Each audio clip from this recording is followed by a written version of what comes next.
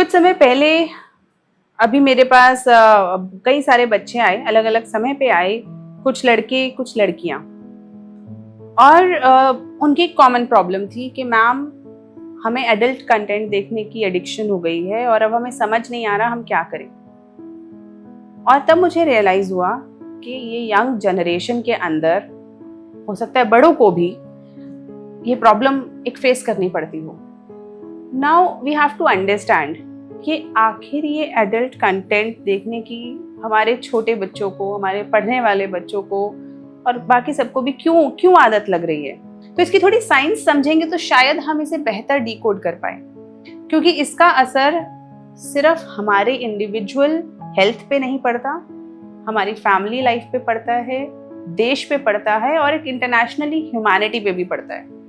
जैसे सबसे पहले ये एडल्ट कंटेंट क्या करता है हमारे दिमाग में जाके, क्योंकि आजकल फोन हर बच्चे के पास है, हाथ में है, और जैसे ही उसके हाथ में फोन या इंटरनेट आ जाता है वो उसके लिए सब पूरी दुनिया खुल जाती है, चाहे वो दुनिया उसके लिए फायदे की हो या नुकसान की। रोक नहीं सकते, क्योंकि इंटरनेट से आप कुछ भी सर्च करोगे आ जाता है। कहीं ना कहीं से एड्स, एडवर्टाइजमेंट्स के थ्रू भी ऐसी चीजें आ जाती हैं।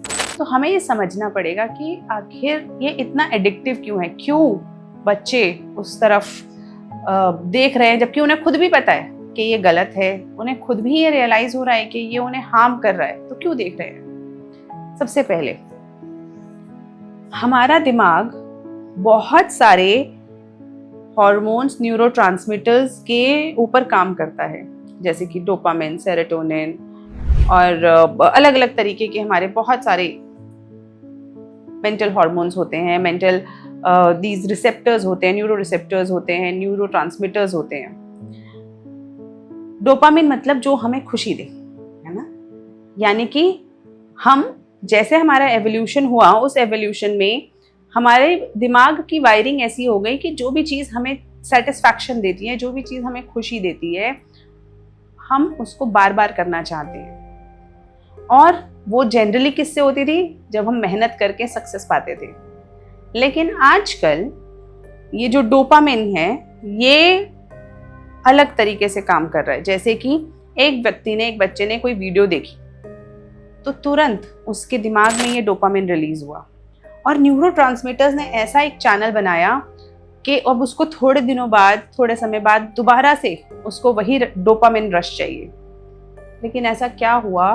प्रॉब्लम कहाँ पे है? ठीक है, अगर प्लेजर मिल रहा है, अगर खुशी मिल रही है तो क्या प्रॉब्लम है? किसी को क्या प्रॉब्लम होनी चाहिए? प्रॉब्लम ये है कि हमारा दिमाग उस टाइप के रश के लिए बना ही नहीं है और उसके अंदर टॉलरेंस पावर बढ़ जाती है। जैसे कि ड्रग एडिक्शन होती है, आपने सुना होगा कि कोई व्यक्ति अगर शराबी है, कोई अल्कोहल लेता है तो थोड़े अल्कोहल के बाद उसको शांति नहीं मिलती। अगर वो बहुत लंबे समय से अल्कोहल पी रहा है तो पहले एक ग्लास पीता होगा, है ना, थोड़े दिनों बाद वो 2 ग्लास पे आ जाएगा, क्योंकि उसको उतनी संतुष्टि अब सिर्फ 2 ग्लास से मिल रही है। और थोड़े समय और पिएगा तो टॉलरेंस आ जाएगी, उसे उस 2 ग्लास में भी नशा नहीं होगा, फिर उसे 3 ग्लास अल्कोहल चाहिए।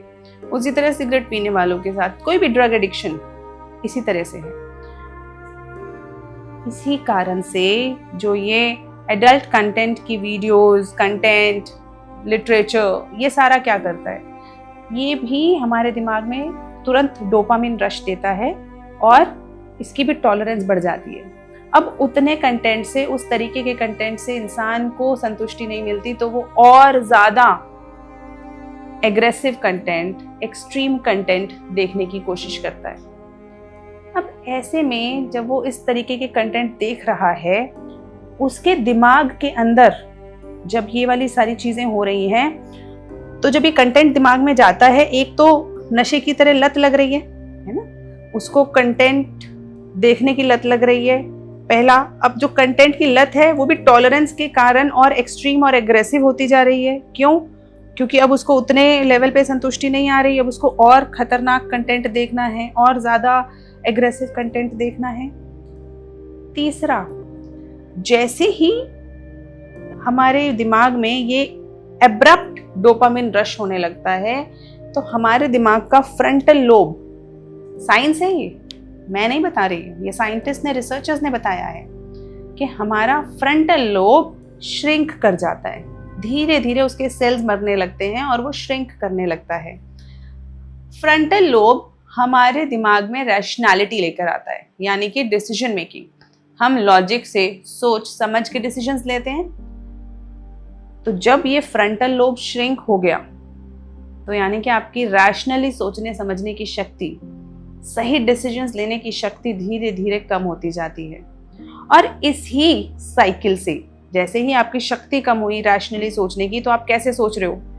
जानवर इम्पल्स से सोचते हैं, इंसान जो इवॉल्व्ड स्पीशीज है वो रैशनली सोचती है। वो चीज़ों को सही गलत का आंकलन करती है और उसके बाद डिसीजन लेती है कि ये काम करना है या ये नहीं करना, ये देखना चाहिए या नहीं देखना चाहिए, या ये रिश्ता मेरे लिए किस मर्यादा का है। तो ये काम, सारा काम हमारे रैशनल ब्रेन का है, ह्यूमंस का। लेकिन अगर ये रैशनल ब्रेन श्रिंक हो जाए तो हम नियरली डी इवॉल्व हो रहे हैं। डी इवॉल्व मतलब हमने आगे बढ़ने की जगह वो व्यक्ति पीछे जाने लगता है। उसके अंदर जानवरों वाले इम्पल्सिव बिहेवियर्स, इम्पल्सिव एक्शंस आने लगते हैं, क्योंकि दिमाग का वो एरिया जहाँ रैशनल थॉट था वो श्रिंक हो गया। और अब वो व्यक्ति उस तरीके से लॉजिकली नहीं सोच पाता और कंपल्सिवली, कंपल्शन के थ्रू, उसको ऐसी कंपल्शन होती है जैसे अगर एक शराबी को शराब ना मिले तो वो परेशान सा हो जाता है, उसे किसी चीज़ की कमी महसूस होती है। उसी तरीके से ऐसी कंटेंट को देखने वालों को विड्रॉल सिम्टम्स होते हैं। उन्हें लगता है कि हमें ऐसा कंटेंट देखना है और कंपल्सिव इम्पल्सिव बिहेवियर के अंदर उनके अपने बिहेवियरल स्ट्रक्चर के अंदर अंतर आना चालू हो जाता है, जिससे जो काम उनको असली में सक्सेस देता, जो सही तरीके से सही अमाउंट में डोपामिन देता, प्लेजर देता, हैप्पीनेस देता, पीस देता, वो सब खत्म हो जाता है। और साइंटिस्ट का कहना है, फिजियोलॉजिस्ट का कहना है, न्यूरो साइंटिस्ट का कहना है कि because of this shrinkage of frontal lobe, compulsive behaviour and dopamine rush, जो ऐसे लोग होते हैं वो धीरे धीरे ADHD, attention deficit hyper active disorder, anxiety, panic, depression, इनके शिकार होने लगते हैं। क्योंकि डोपामिन रश बहुत तेज हो रहा है, उतना दिमाग हैंडल कर नहीं सकता, रैशनल ब्रेन श्रिंक हो गया, इंपल्सिव बिहेवियर हो गया। अब इन लोगों के अंदर मेंटल इश्यूज स्टार्ट हो जाते हैं, धीरे धीरे पता भी नहीं चलता। और इंसान सोचता है शायद मैं किसी अपनी काम के स्ट्रेस के कारण ये सब हो रहा है, लेकिन बहुत बार ये सारा स्ट्रेस, सारा बिहेवियरल पैटर्न आपके इस एडिक्शन से भी जुड़ा हो सकता है। प्लस जब आप ये सारी चीज़ों में इंडल्ज हो जाते हैं तो आप जो आपको आपकी अचीवमेंट करनी थी लाइफ में, जो आपका गोल था, वो कहीं ना कहीं दूर हो जाता है आपसे। चाहे वो पढ़ाई करना हो, चाहे वो आपको बिजनेस करना हो, अपनी जॉब करना हो, उसमें ग्रोथ करना हो। क्योंकि रैशनल ब्रेन एक बार श्रिंक हुआ तो वो किसी एक काम के लिए तो नहीं होगा, वो सभी कामों के लिए होगा। और अगर समय इन सब चीज़ों में चला जाए, इस घटिया कंटेंट में चला जाए, तो किसका नुकसान है? हमारा ही नुकसान है। चाइनीज फिलोसोफर्स ने और बहुत सारी इंडियन फिलोसफीज ने एक बात कही है कि हमारा दिमाग एक गार्डन की तरह है। गार्डन होता है ना, उसकी तरह है। वहाँ हम अगर अच्छे फूल उगाएं, कुछ हर्ब्स उगाएं, कुछ खाने पीने की चीज़ें उगाएं तो कितना अच्छा लगता है ना, सुंदर लगता है, खुशबू आती है। लेकिन अगर उसी जगह पर, उसी गार्डन में अगर हम उसका ख्याल ना रखें, जो उग रहा है उगने दें, जो कंटेंट हमें इंटरनेट दिखाना चाहता है देखने लगे, तो क्या होगा? वो जो गार्डन, उसमें घास उगाएगी और घास में भी वीड्स उगाएंगी, और अगर उसका ख्याल नहीं रखा, उसमें हमने खराब टाइप के पेड़ लगा दिए, कांटों वाले पेड़ लगा दिए, तो वो भी उगने लग जाएंगे, क्योंकि उसकी प्रवृत्ति है, उसकी नेचर है उगना। उसी तरह हमारे विचारों का, हमारे दिमाग की नेचर है कि हम जिस विचार के ऊपर फोकस डालेंगे वो बढ़ने लगेगा हमारी लाइफ में। हमें उसी में अच्छाई महसूस होने लगेगी, मजा आने लगेगा। तो जब ऐसे कंटेंट पे लोग जाते हैं, वो अपने दिमाग के इस उपवन को, इस गार्डन को कहीं ना कहीं या तो ध्यान नहीं दे रहे हैं या उसमें जंगली पेड़ पौधे उगा रहे हैं। और अंत में ये किसका नुकसान है? व्यक्ति के खुद का।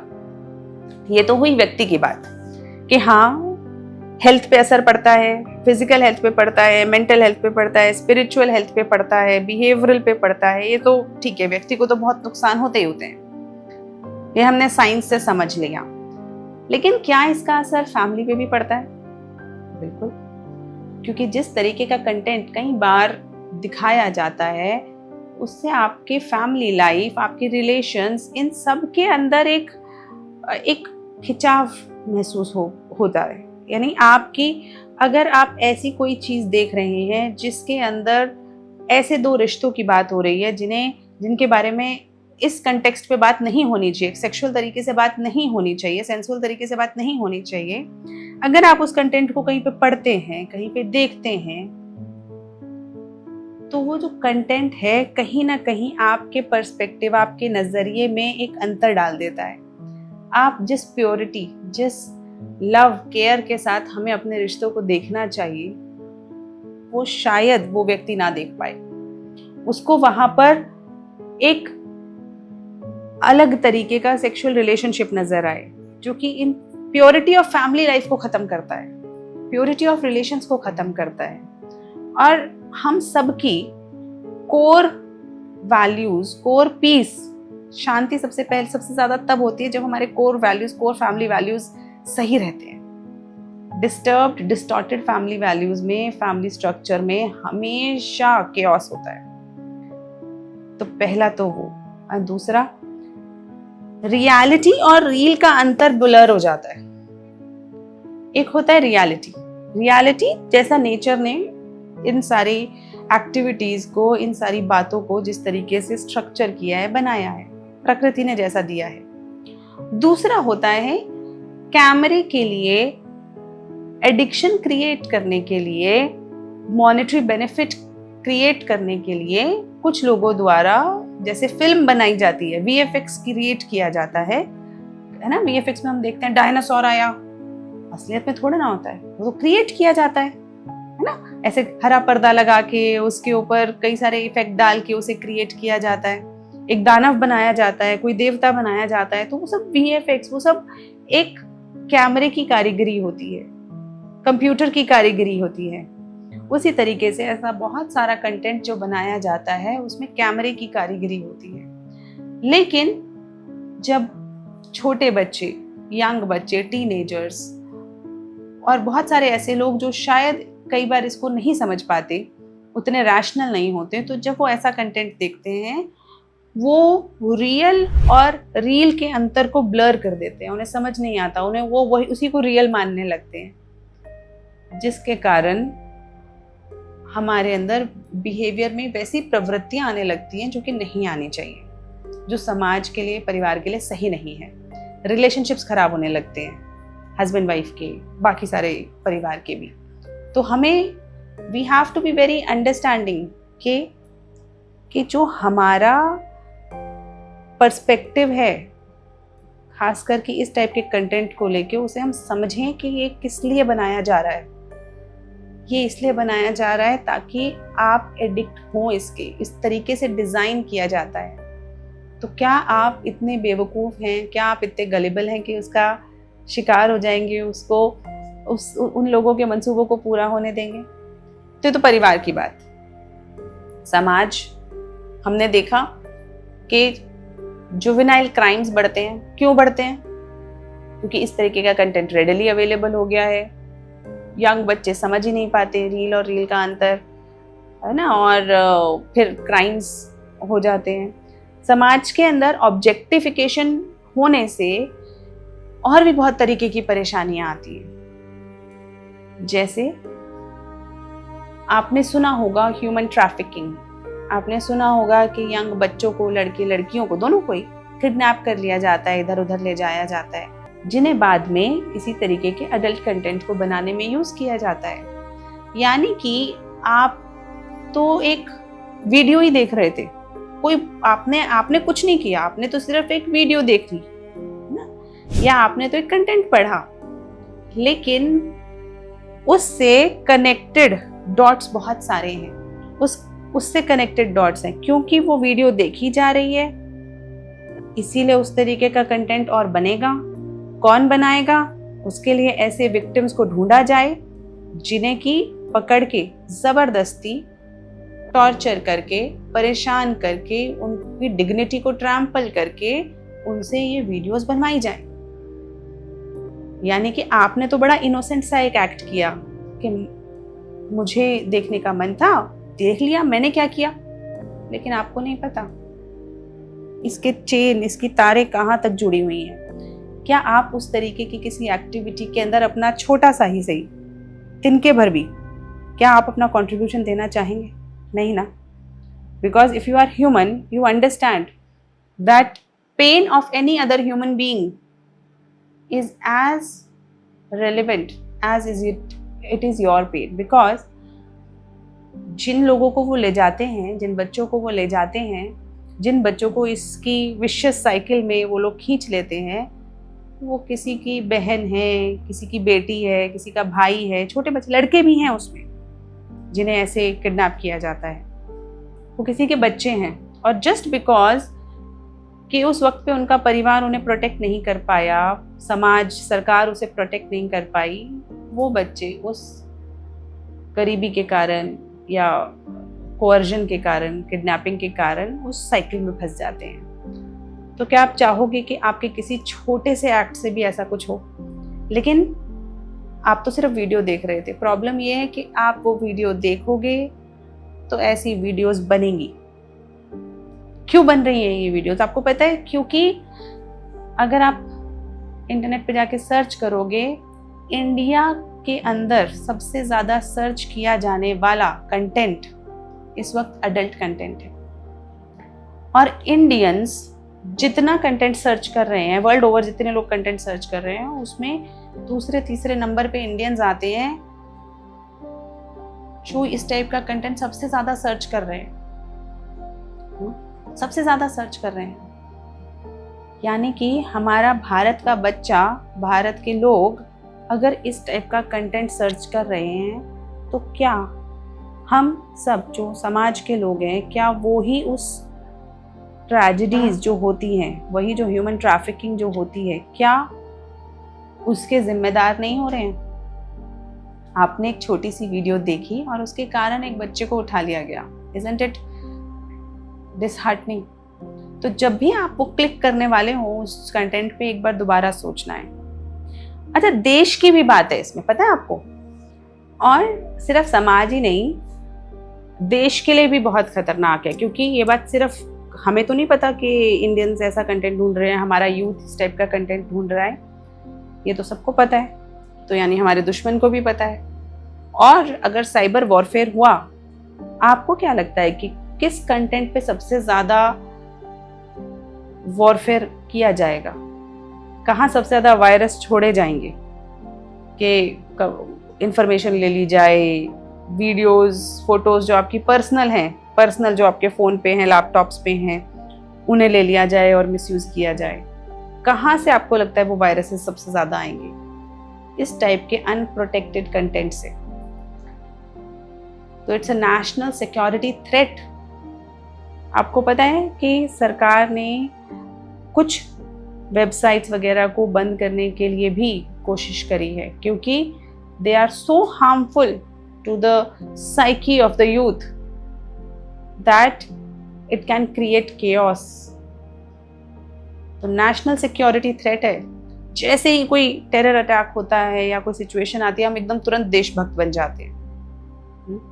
लेकिन क्या जब आप एक ऐसे किसी कंटेंट पे क्लिक कर रहे हो और आप एक थ्रेट क्रिएट कर रहे हैं अपने लिए, अपने आप को वल्नरेबल बना रहे हैं इस टाइप के नेशनल सिक्योरिटी के प्रॉब्लम से, साइबर प्रॉब्लम से रिलेटेड, तो तब आपको महसूस नहीं हो रहा कि ये गलत कर रहे हैं आप अपने देश के साथ? तो don't click that content. It's a national security threat. And in a larger view, we have to understand that we are an evolved species. हम एक evolved species हैं, हम humans हैं. And if because of some technological innovation we go back. हमें वापस तो नहीं जाना चाहिए ना, अब तो और एवोल्यूशन की तरफ जाना चाहिए।